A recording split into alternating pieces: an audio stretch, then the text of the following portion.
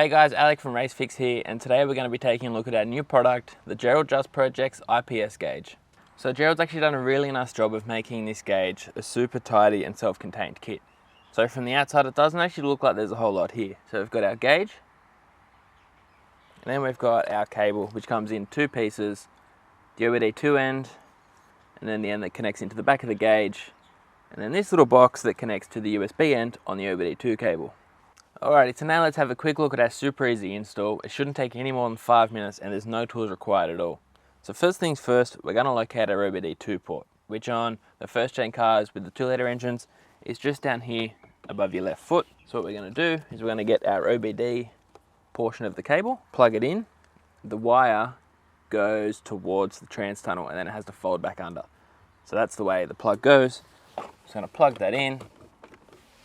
Next thing we're going to do is actually run the wire under the dash and up to the AC vent. And the easiest way to do that is to actually pop off this trim cover.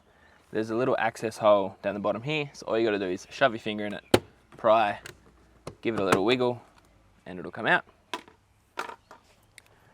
Then we want to run our wire, poke it out through that bottom hole. And what you're also going to want to do is actually cable tie this wire up under the dash, just so it doesn't fall on your feet while you're driving. There's an airbag under there, so don't cable tie it to that, but there is another wiring harness that I can feel it's already been cable tied, so you can tie it into that. Next thing we want to do is actually remove this aircon vent. The easiest way to do that is to open it, little diverter fins, shove your fingers in there and pull, and it comes out. So I'll put that to the side for a minute. Then we're going to run this cable back through here and out to the aircon vent. And then you'll be able to see the cable and pull through. And now is when we can chuck this trim panel back on. Super easy. Just start with this leading edge into the seal and push. That's done. Next thing we're going to do is deconstruct this aircon vent. So first step is to pull off this first outer ring collar, the silver bit. And that's easy as there's just these locking tabs. What to do is shove your nail under there and pry it up. You should only have to undo 2 before the other 2 will just come apart. Same thing again with this next ring that holds in little diverter directional vent fin things. Same thing, little locking tabs, pry up, and again, should only have to undo 2 before it comes apart.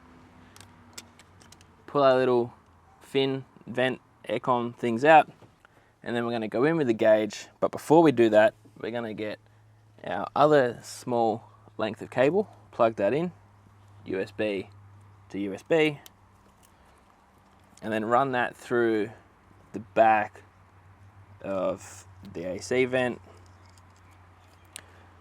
And that's just to make it easier to plug the back of the gauge in. There's only one way that can plug in. And the super cool thing about Gerald's vent pod thingos is that this can go in whichever way, because it can actually rotate,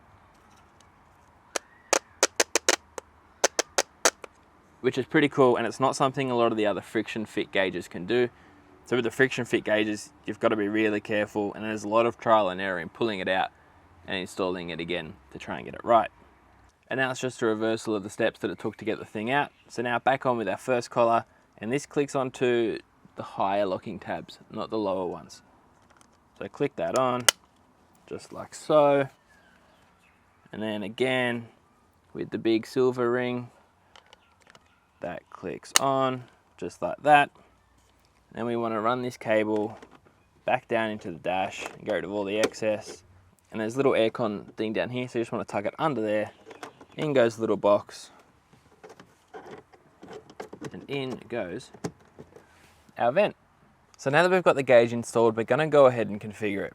As I said earlier, it's not crucial if you get the actual gauge itself perfectly centered in the hole so it's level, because it can actually rotate. So as you can see, mine's pretty wonky, leaning down to the right hand side here.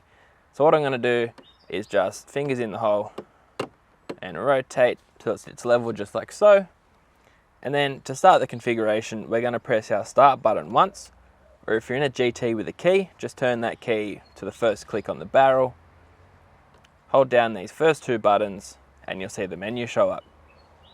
First thing we're going to change is our temperature units, Now because these all come out of the US, they're set to Fahrenheit and miles per hour. So we're just going to change that, and to do that we're just going to use our two small buttons here.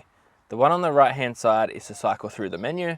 The one on the left is going to be to make changes in the menu. So for our temp units, we just want to hold our left hand button till it goes to C for Celsius. Hold down the right hand button till we go to the next unit. Now in pressure units, already in PSI, so I'm happy with that. Hold that right button down until it changes. AFR units, I only know how to read AFRs in ratio instead of lambda, so that's what I understand better. So I'm going to hold down that left button till it shows up as ratio. Right hand button, drive position, again, because they come out of the US, they're preset to left hand drive. So holding that left hand button to change it to right hand drive. Holding down again, allow peak, and so what that does is that records the peak of any measure, so RPM, oil temp, water temp, anything like that. So I'm going to leave that as yes. Hold down the right button to cycle through. Distance units, miles per hour, so we're going to change that with a left hand button to kph. Right button, gauge color, we've got normal and red, I prefer it in normal. Show clock, I leave that off personally because there's plenty of clocks in the car already. And holding again to show door. For this example, I've got it turned off because I have to have the door open to be able to have the camera in here. But what the show door is for the animation when you open the door. It'll have a little 86 with a door open on the screen, which is pretty cool. But if you do that, you can't enter the menu with the door open. So that's why I've got it turned off at the moment. Brightness, I leave it at auto because it actually does a really good job metering the brightness with the headlights on. Speed lock is our first cool feature of this thing. So what this does is when you get over to a certain speed, which we're going to set in the next menu, it actually locks the doors. So I'm going to leave that on because it's pretty cool. Our next page, we'll be able to set that speed either 8 kilometers an hour or 32. So I'm going to change it to 32. Next menu. Seatbelt chime is the other cool feature of this. And what that does is if you're running harnesses like I do in this car on the track, you can actually set it to seatbelt chime off so that when you're wearing harnesses, you won't get the seatbelt beeping at you the entire time you're on track. Over to passive mode, car color, again, you can set that for the little animation that comes up when you open the door. And my car's asphalt grey, which I skipped. There we are. Asphalt grey is what they call 61K in the US. And we're back to temp units. So for the next step of the configuration, we're going to press our start button again. So we've got accessories on. Again, if you've got a key, just turn it to the next lock on the barrel. Then we're going to hold down these two buttons again, which will get us to our screens. And how we flick through these is again the left and right buttons, holding it down, and it'll cycle through the screens. If you want to go back, you can do so.